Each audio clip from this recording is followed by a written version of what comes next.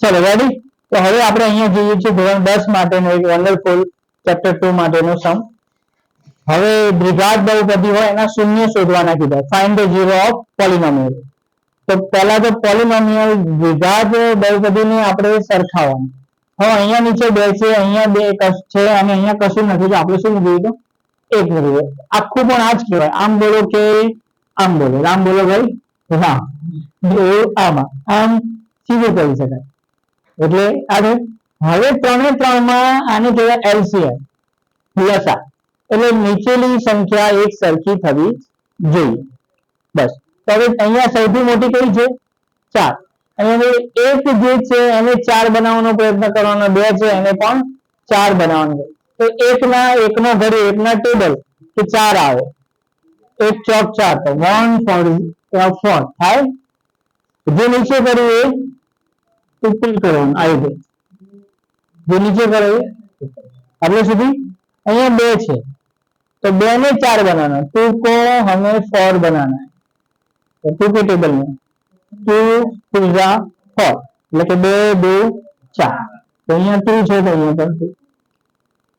તો ઉપર પણ પેલા લેવાના 2 અહીંયા 1 જ હતું તો 4 બનાવવા હતા તો 4 વડે કર્યું તો ઉપર 4. અહીંયા ઓલરેડી અડધા છે, 2 છે તો અડધા જ બાકી રહ્યા 4 બનાવવા માટે, તો 2 વડે કર્યું. અહીંયા તો ઓલરેડી 4 છે એટલે કશું બનાવવાની જરૂર નથી. આટલે સુધી.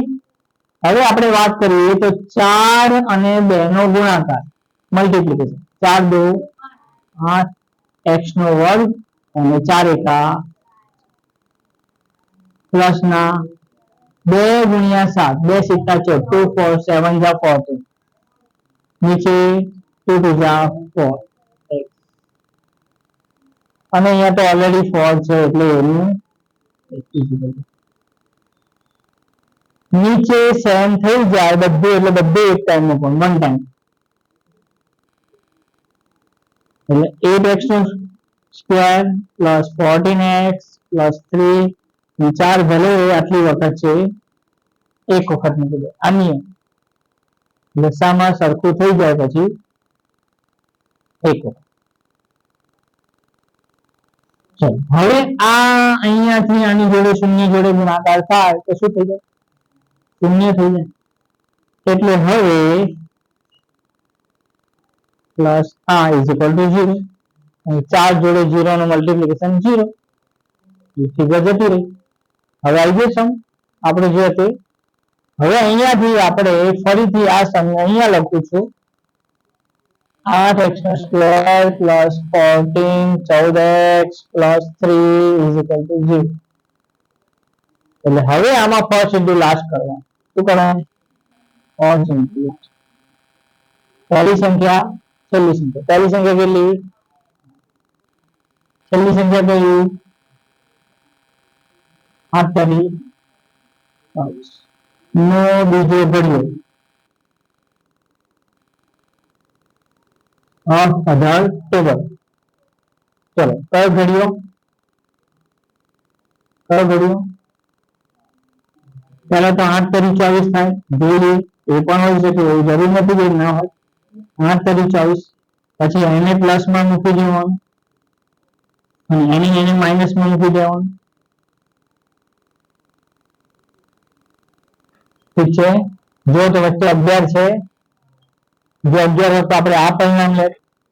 5 હોત તો આ લે, પણ આ બંને માંથી છે તો બીજો કોઈ ઘડિયો યાદ કરવાનો. ચલો બીજો ઘડિયો 12 નો ઘડિયો. 12 એકા 12 12 2 12 24. એ જ વસ્તુને એકવાર પ્લસ કરી મૂકવાનું, એકવાર ચલો પ્લસ કરો તો 14 થઈ જાય, માઇનસ કરો તો જો અહીંયા તે અહીંયા 10 હોત તો આપણે કયો જવાબ લે? નીચે વાળો. પણ અહીંયા એ છે તો આપણે આન્સર શું? મિડલ ટર્મ આવી ગયો. કોઈ ડાઉટ?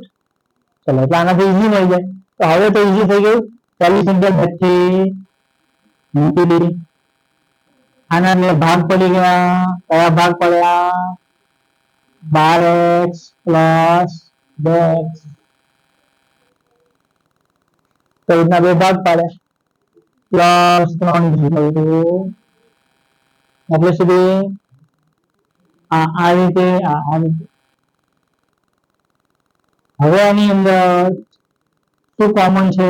8 કયા ઘડિયામાં આવે? તો 4 2 8. ઠીક છે ને? 4 2 x કેટલી વાર છે? 2 વાર. પ્લસ ના 12 કયા ઘડિયામાં આવે? આમ તો 2 છે 12 થાય. 2 છે 12 થાય 6 2 થાય 2 6 12 થાય. પણ અહીંયા 4 છે તો આપણે બને ત્યાં સુધી 4 થી જ કરીએ. 4 3 પણ 12 થાય ને અહીંયા જોઈ, કારણ કે હમણાં મારે કોમન કાઢવાનું છે. હવે x રહ્યો એટલે સુધી આ વાળું નીચે મૂકવાનું. ચલો 2 કયા ટેબલમાં આવે? 2 ના ટેબલમાં. 2 1 2 મૂકો ના મૂકો ચાલે. પ્લસ ના પ્લસ 3 કયા ટેબલમાં આવે? 3 1 3 મૂકો ના મૂકો. તો ડાઉટ ડાઉટ. ચલો અહીં જ્યાં પ્લસ આવ્યું ત્યાંથી આપણે હાથ મૂકી દેવાનો. પ્લસ કે માઇનસ આવે તો હાથ મૂકી દેવાનો. અહીં 4 છે, અહીં 4 છે, અહીં 2 છે, અહીં 2 છે, અહીં x છે, અહીં x છે. હવે અહીં x છે બીજી વાત છે હજુ, અથવા અહીં 3 છે આ વાત છે. જે રાઉન્ડ થયા છે અને બહાર મૂકવાના, અને જે રાઉન્ડ ની બહાર છે અને બ્રેકેટમાં મૂકવાનું. એટલે રાઉન્ડ અંદર છે બહાર થવાનું, બહાર હોય અંદર મૂકવાનું. 2 અને x પ્લસ આપણે સુધી આ બંનેમાં કોઈ કોમન જો અહીં 2 છે, અહીં 2 છે, નથી 3 છે, અહીં 3 છે, નથી અહીં x છે, અહીં x છે. કશું કોમન ના હોય તો કશું જ કોમન ના હોય તો 1, બાકીનું બધું પછી મૂકી દેવા. ઇન શોર્ટ આ બંને બ્રેકેટ છેલ્લે સરખા થઈ જાય તો આપણો જવાબ સાચો આવી જાય. બે બ્રેકેટમાં કઈ જ લોચા હોય, પ્લસ માઇનસ નો લોચા હોય તો આગળ કઈ ખોટું કરેલું છે. ચલો 4x ના 4x પેલા આ લઈ લઈએ. ચલો બ્રેકેટ વાળું લઈ લઈએ. 2x પ્લસ 3 બે વખત છે કેટલી વાર મૂકવાનું, અને જે બહાર પડી રહ્યું છે 2x પ્લસ 1 અને એક વાર બ્રેકેટમાં મૂકવાનું ઇઝિકલ ટુ આને આની સાથે સરખાવીએ. 2x પ્લસ 3 બરાબર 0 લેતા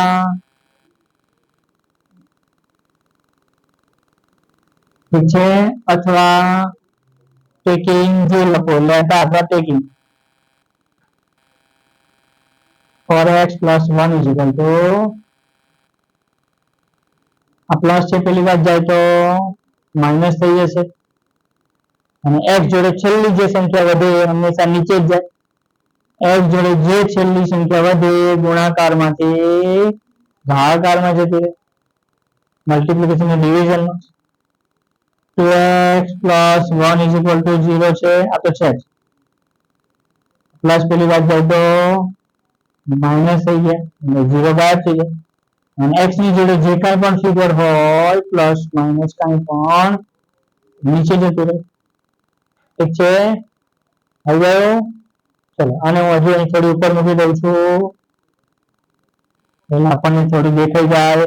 આ છે એટલે x નીચે, એટલે x is equal two -1 upon 4 થઈ જશે.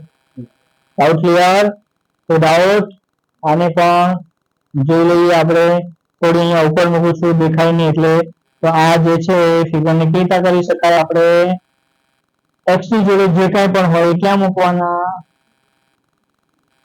બરોબર, એટલે x બરાબર -3 એના એ અને 2 નીચે જતા. ઠીક, ચલો પેલું ચાલુ કરી દઉં.